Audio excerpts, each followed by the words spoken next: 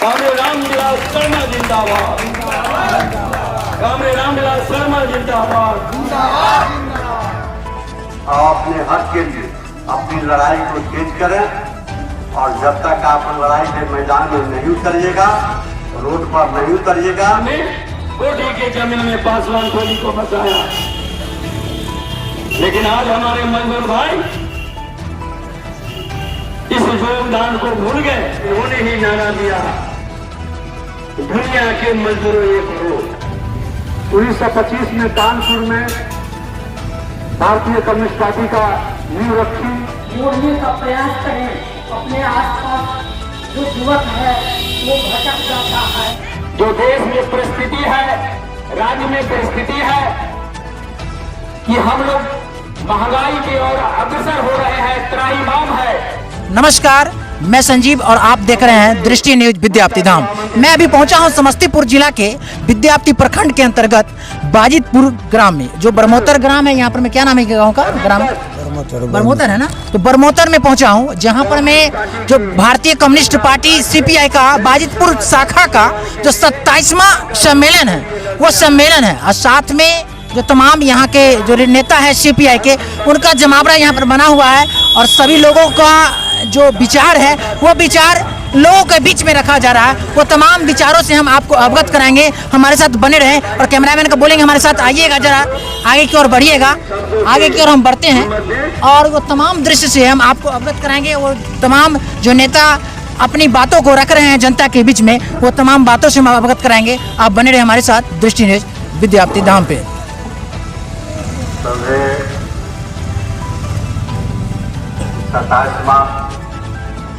शाखा सम्मेलन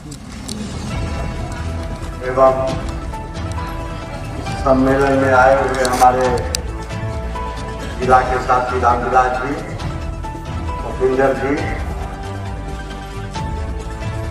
और नारायण सिंह, रविंदर बाबू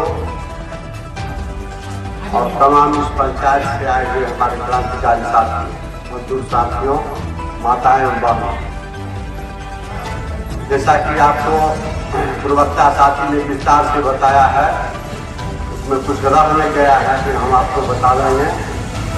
मोटा मोटी तौर पर मैं यही कहूँगा कि हमारे पूर्वक्ता साथी ने जो आप लोगों के बीच सारी समस्या को रखा है, उस समस्या को हम 100% समर्थन करते हैं और आशा करते हैं कि आप किसान सभा के माध्यम से संगठन बनावे, मजदूर का मजदूर संगठन बनावे, नौजवान का नौजवान संगठन बनावे और अपने हक के लिए अपनी लड़ाई को तेज करें। और जब तक आप लड़ाई के मैदान में नहीं उतरिएगा, रोड पर नहीं उतरिएगा, जो महंगी का जो सिलसिला आप देख रहे हैं, आप लोग भोग रहे हैं, हम भी भोग रहे हैं, तो हम लोग भोग रहे हैं। देश के कुछ 100 घराना मालूम होता चला जा रहा है। तमाम परिस्थिति पर नजर रखते हुए आप उतरिए क्षेत्र मैदान में, लड़ाई के मैदान में, और तभी आप लोगों को कुछ हक मिल सकता है। अन्यथा इस तरह से हाथ पर हाथ दे करके बैठने से आपको कोई हक नहीं मिलेगा। इन्हीं शब्दों के साथ मैं अपनी बात को समाप्त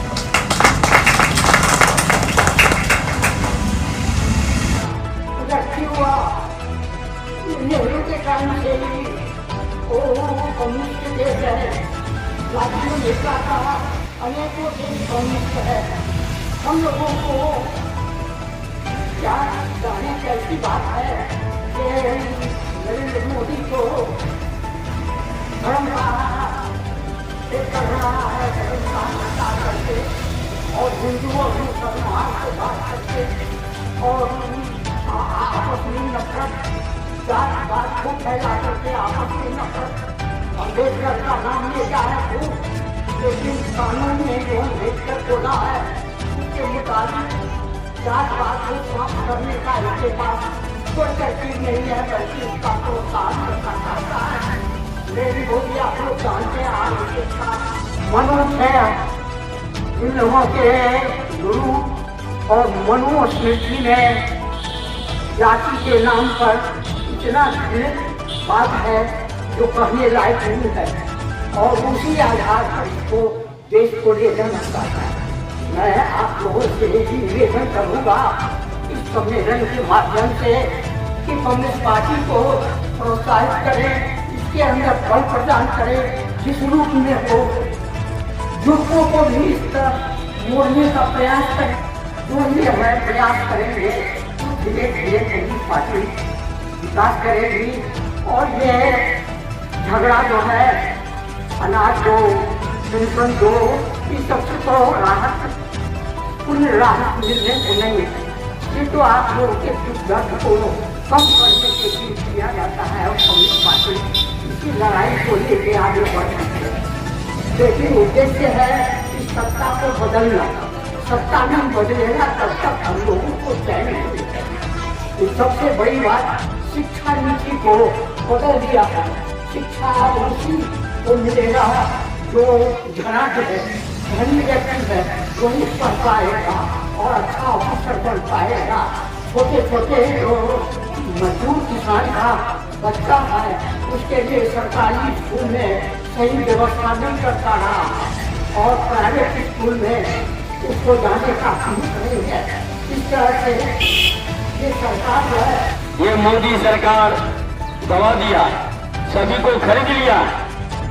एक दो पत्रकार को छोड़ के अगर इनके कार्यक्रम के खिलाफ अगर बोले तो जेल में डाल दिया जाता, सच्चाई बोलने नहीं दिया जाता। ये मीडिया वालों के ऊपर सेंसरशिप उसे कहते हैं जो हमारे खिलाफ आप नहीं बता सकते। आप लोगों को याद होगा कि 2019 और 20 जब कोरोना पूरे हिंदुस्तान नहीं बल्कि पूरे दुनिया में फैला था, किस तरह मोदी जी लवारिस के तरह मजदूरों को छोड़ दिए और अपने लामो करम पर मजदूर आया, फैक्ट्री मालिक फैक्ट्री से निकाल दिया। जिस रूम के किराए में रहते थे, किराया नहीं देने के बाद उस मजदूरों को निकाल दिया गया। रास्ते में चलते चलते कितना भूखे प्यासे दम तोड़ दिया, कितना गर्भवती महिलाओं को रास्ते में ही उसको प्रसौती कहते हैं या प्रसव कहते हैं हो गया। ये हमारे मोदी सरकार ढिंढोरा पीट के आया। आपको पता होगा कि पूरे दुनिया में 33 घंटा में 10 लाख लोग गरीब होते हैं हुए और 30 घंटा में 1 अरबपति पूरे दुनिया में पैदा हुआ। आप जरा सोच सकते हैं, ये हम नहीं बता रहे, हमारी पार्टी नहीं बता रही है। पूरे दुनिया के लेवल पर जो सर्वे करता है, जांचता है और हमेशा गरीब गुरबा के लिए लड़ते आए हैं। चाहे कहीं भी धरना प्रदर्शन हो, गरीबों की आवाज उठाते आ रहे हैं। हम वैसे साथी को बुला रहे हैं और कांचा पंचायत के और पूरे विद्यापति अंचल के जुझारू नेता कामरेड उपेंद्र राय जी को हम इस मंच पर आमंत्रित करते हैं। अपने शब्दों से हमारे ग्रामवासियों को हौसला को बढ़ाएं।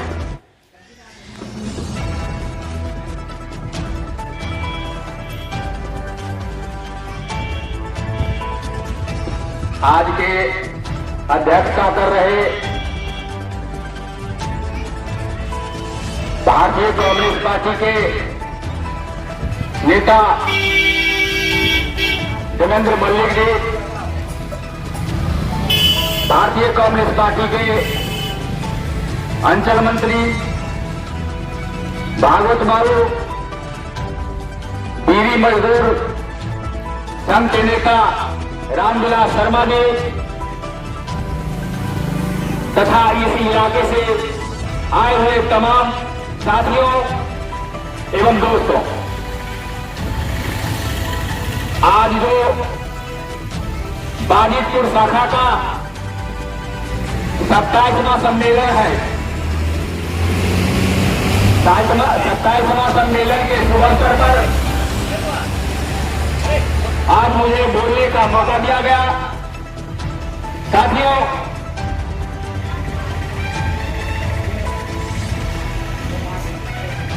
आज जो 27वां सम्मेलन को हम लोग जो मना रहे हैं, जो देश में परिस्थिति है, राज्य में परिस्थिति है कि हम लोग महंगाई की ओर अग्रसर हो रहे हैं, त्राहिमाम है। क्योंकि आप जानते होंगे कि पहले हमारे गरीब गुरबा ये महिला लोग चूल्हा जोड़ के जलावन से खाना बनाते थे, खाना बनाती थी। और आज के दिन में जो रसोई गैस का आदत जो लगाया गया, आप जानते होंगे कि सरकार ने कहा कि प्रधानमंत्री उजाला योजना के अंतर्गत हम सभी गरीब को गैस मुहैया करेंगे। साथियों, जब ये आदत लगाया गया तो उस समय 400, 500, 600 रुपया में गैस उपलब्ध होता था, एक सिलेंडर उपलब्ध होता था और उसको 400 रुपया उनके खाते में जाता था। आज वही सिलेंडर का कीमत 1200, 1300 रुपया हो गया और उनके खाते में कितना जाएगा? 72 रुपया। साथियों, ये सोचने विचारणीय विषय है। महंगाई के खिलाफ हम लोगों को लड़ना पड़ेगा, लड़ना पड़ेगा, लड़ना पड़ेगा। जय हिंद, जय भारतीय कम्युनिस्ट पार्टी। बहुत बहुत धन्यवाद कामरेड उपेंद्र जी को। उपेंद्र जी से सुना कि किस तरह मोदी जी हम लोगों से वोट, गरीब गुरबा को वोट को छले और छल करके किस तरह रसोई गैस का सिलेंडर फ्री में बांट के और उसको कई गुना सुन लिया। तो समझना पड़ेगा। तो आज अगर आप लोग चुप रहे, आज अगर खामोश रहे तो कल सन्नाटा छाएगा। आज अगर खामोश रहे कुल सन्नाटा छाएगा। हर बस्ती में आग लगेगी, हर बस्ती जल जाएगा। फिर पीछे से आवाज आएगा कि कोई नहीं, कोई नहीं। दोस्तों, संभलिए वक्त रहते हुए, वक्त रहते हुए अभी आप नहीं समझेंगे तो समय बीत जाने के बाद आप कुछ नहीं कर सकते। आप कम्युनिस्ट पार्टी को मजबूत करें और कम्युनिस्ट पार्टी आपके लिए खून और पसीना बहाने के लिए तैयार है। याद कीजिए कि जिस टेबल पर शहीद कामरेड चंद्रमणि सिंह का हम मूर्ति लगाए हुए हैं, फोटो लगाए हुए हैं, ये अपने इलाके के जाने माने संघर्षकर्ता थे। हमारे मंगल बाबू, हरिहर प्रसाद सिंह, रामविलास राय विमल, कामरेड भागवत प्रसाद सिंह जी, ये 5-6 लीडर में मात्र अभी हमारे वयोवृद्ध नेता और जुझारू नेता बचे हुए हैं। इन्होंने जिंदगी भर मजदूरों के लिए संघर्ष किया।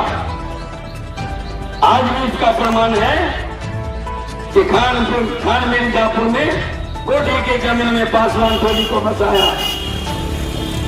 लेकिन आज हमारे मजदूर भाई इस योगदान को भूल गए, पैसा पर बिक रहे हैं। चुनाव जब आता है तो पैसा पर बिकते हैं। सोचते हैं कि धरना प्रदर्शन में जाएंगे तो क्या मिलेगा। मैं एक चीज और आप लोगों को, ये बैनर में 3 मूर्ति देख रहे हैं। कम्युनिस्ट पार्टी इसको भगवान मानती है। सबसे पहले पश्चिम तरफ से ये कार्ल मार्क्स जो दुनिया के मजदूरों के लिए, मेहनत का जनता के लिए फॉर्मूला ढूंढा, फॉर्मूला ढूंढा और पूंजीपति के खिलाफ कानून को बनाए और इन्होंने ही नारा दिया दुनिया के मजदूरों ये करो।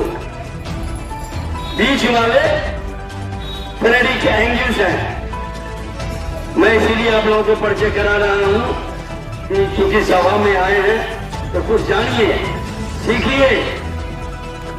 ये दोनों जर्मनी के थे और बीच वाले जो है फ्रेडरिक एंगल्स बहुत करोड़पति बाप के बेटा थे, कई फैक्ट्री के मालिक थे, लेकिन कार्ल मार्क्स के प्रभाव में आकर के इन्होंने उनका साथ दिया और पिताजी के धन दौलत पर लात मार के पूरे दुनिया के गरीबों के लिए कार्ल मार्क्स के साथ मिलकर सिद्धांत लिखे, संघर्ष किए। अब ये अंतिम व्लादिमीर लेनिन है जो सोवियत संघ के थे, उन्हीं के सिद्धांत पर इन्होंने सोवियत संघ में मजदूर आंदोलन, किसान आंदोलन खड़ा किया। वहां की सरकार के खिलाफ उन्होंने लड़ाई लड़ा और लड़ाई के बाद वहां कम्युनिस्ट सरकार बनी और कम्युनिस्ट सरकार बना तो जैसा शिक्षा वैसा उसको नौकरी मिला। वहां कोई भूखे नहीं मरता था, सबको दूध, अंडा, मांस, मछली मिलता था, सबको शिक्षा समान मिलता था। लेकिन हमारे भारत सरकार की तरह नहीं। तो दोस्तों, इसी कड़ी को आगे बढ़ाते हुए आप लोगों के जाने माने क्रांतिकारी नेता, युवा नेता है और मजदूरों के बीच दिन रात पूरे जिला में काम करते रहते हैं। हम वैसे शख्स को बुला रहे हैं, अखिल भारतीय ट्रेड यूनियन के जिला महामंत्री कामरेड रामविलास शर्मा को आमंत्रित करते हैं। कामरेड रामविलास शर्मा जी, कामरेड रामविलास शर्मा जी के लिए जोरदार ताली।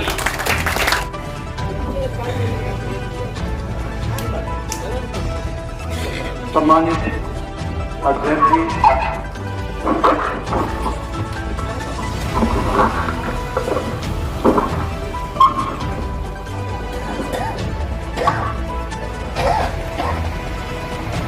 उपस्थित भारतीय कम्युनिस्ट पार्टी विद्यापति नगर प्रखंड के अंचल मंत्री कामरेड भागवत प्रसाद सिंह जी,